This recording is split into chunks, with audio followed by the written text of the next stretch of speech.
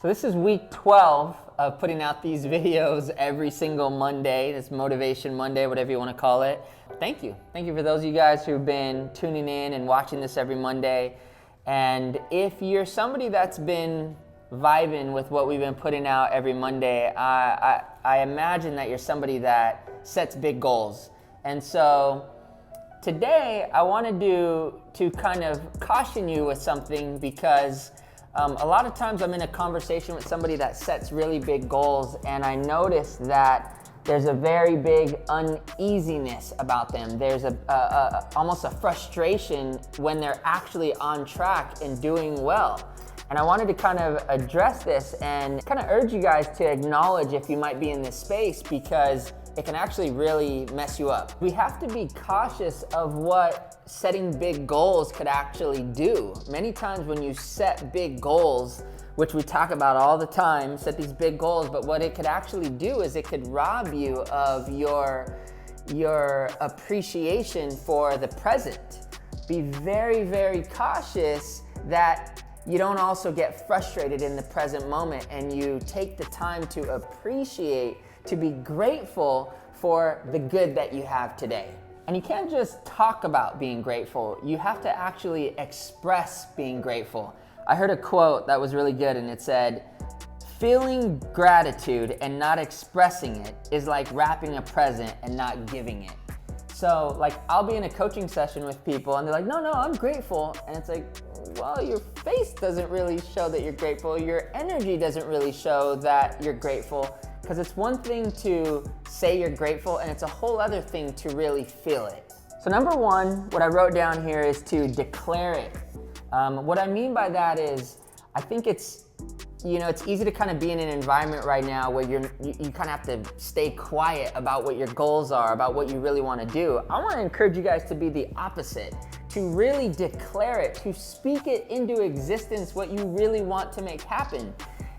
You kind of have to be your own hype man with your goals. You kind of have to be this person who's we all have enough negative self-talk, right? We've said that a million times. Your ego is not your amigo. You gotta be your own hype man or hype girl behind you, telling yourself, you can do it, you got this. But it starts with really identifying what are you declaring? What are you saying? What are you speaking into existence? And guess what? The whole world may not be ready to hear what you have to say. At the very least, declare it for yourself. What are you committed to? What are you making happen? Declare it, speak about it, and get a coach or get a group of friends. And maybe you only have one person. Maybe it's your parent, but find one person that you know that when you say something, they've got your back. There's gotta be that one person, and I wanna encourage you to find that one person. Ideally, you find a group of people. All right, number two. Number two is really easy. It's commit to the work and put a consequence on it.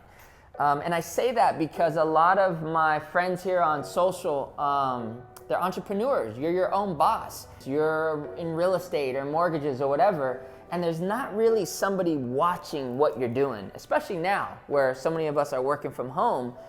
I want to encourage you to identify the work that you have to do and put a freaking consequence if you don't do that work. I have pre-written checks all over the place to people that I've given them the check and I've said, you don't see me do this from, for example, waking up and running. You guys might see that I'm up and running every single day by 6 a.m. at the latest. And if I don't actually post that I'm running, you might wonder, why do I post that every day? Because if I don't, there's about $500 in checks from 5 different people that get cashed.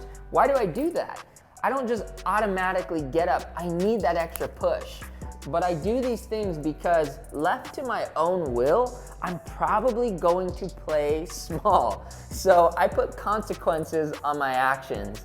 Number 3 is to acknowledge the work that you're doing, to trust the process, and remember the art of Kaizen. We can't always control the deal closing. We can't control getting the listing. You can't control getting signed to this agency, but I can control a certain amount of work ethic that I put forth. And for that work, I take the time every week because sometimes I beat myself up because this didn't happen and that didn't happen. But I take the time to actually acknowledge the work that I did do. I might sit after a week. I actually went 2 weeks recently where I didn't open an escrow and I didn't actually get a listing. If it wasn't for the fact where I was able to acknowledge, well, damn, at least I talked to 150 people, I probably would have felt kind of bummed out about that 2 weeks. But because I know how to like acknowledge the work that I'm doing, I can take a step back and say, okay, I don't know when this is gonna happen, but I know I'm doing the work that I need to do. And I simply practice the art of Kaizen, which it's a philosophy that is about simply doing and making small incremental steps of improvement day in and day out. Kaizen stands for continuous improvement. So that's all I got for you guys this week. Hope this makes a difference in your life.